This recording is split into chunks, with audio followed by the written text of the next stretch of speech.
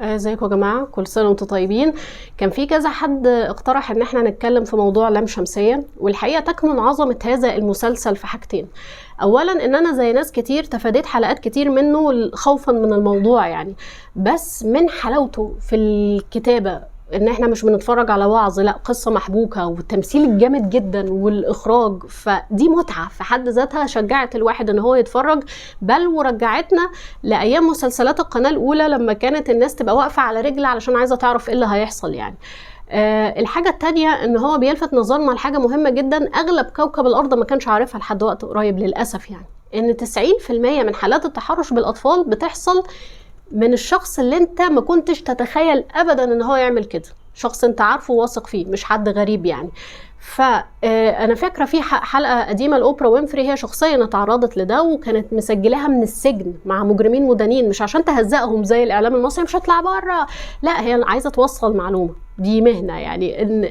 ازاي هما بيستقطبوا الطفل، لان هو بيبقى عارف كويس قوي هو بيعمل ايه، وده اللي انا هتكلم فيه، لان انت ما تقدرش تراقب ابنك 24 على 24، فعلى الاقل في حاجات لازم تبقى عارفها. اولا هو هيحاول يبقى الصدر الحنين للطفل، بمعنى ان لو الاب والام مش منتبهين هيستغل الفراغ ده، او لو منتبهين حتى هو في حاجات الاب والام مش هيوافقوا عليها فهو هيعملها بقى، سجاير، لعب، هيبقى خليه يحبه قدر المستطاع، فتبقى في مساحه من الخصوصيه كده والثقه والحب،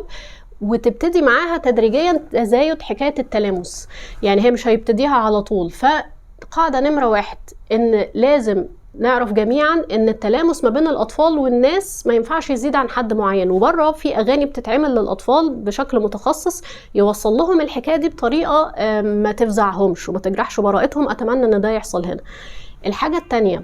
ان هو بقى هيقول له ايه، بما اننا اوريدي في بينا عشم واسرار، انا مش بحبك عادي، انت حد مميز جدا عندي، انت مش زي اي حد، فانا هعمل معاك حاجه ما بعملهاش مع اي حد، والحاجه دي لازم تفضل سر بينا، احنا اوريدي في بينا اسرار، فده والسر ده جزء من ان انت مميز قوي عندي، فانت لازم تعرف ابنك او بنتك ان مفيش بني ادم بيحبه او بني ادم كويس هيطلب منه ان هو يحتفظ بسر، بالذات على بابا وماما، كلمه سر دي كي وورد ان ده بني ادم مش كويس، اهرب.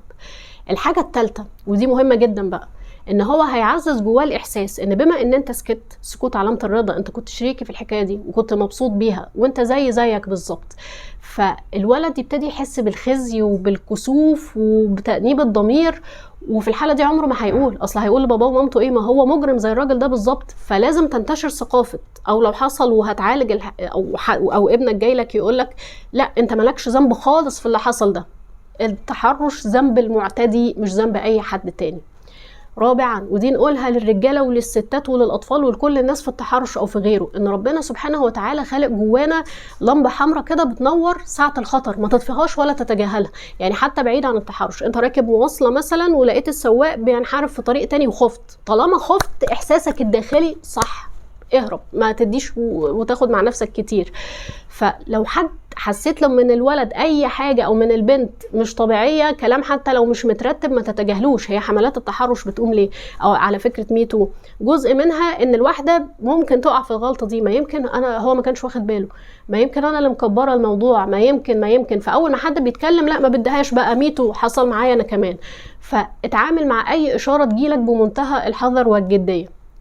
اخيرا حابه اعيد الاعتبار للتربيه الايجابيه اللي ناس كتير شطت فيها عن حق وعن باطل. التربيه الايجابيه مش معناها ان الدنيا تبقى سبهلله او ان الواحد ما يعرفش غلطه، بس معناها ان البيت يبقى مساحه امان يا جماعه، ان انت تبقى معرف ابنك ان اي حاجه في الدنيا لازم تتحكي لي، وان مهما كان غضبي منك حتى في الحالات بقى اللي هو غلطان فيها، فانا اكيد هبقى ارحم بيك من بره، لان الناس بره ممكن ما تبقاش كويسه ابدا معاك، ادوا ولادكم مساحه امان ان هم يحكوا لكم، وان في فرق ما بين ان انت تديله المساحه دي وما بين الفوضى. شكرا يا جماعه، وشكرا تاني لصناع المسلسل، وكل سنه وانتم طيبين وربنا يحفظ الجميع. باي.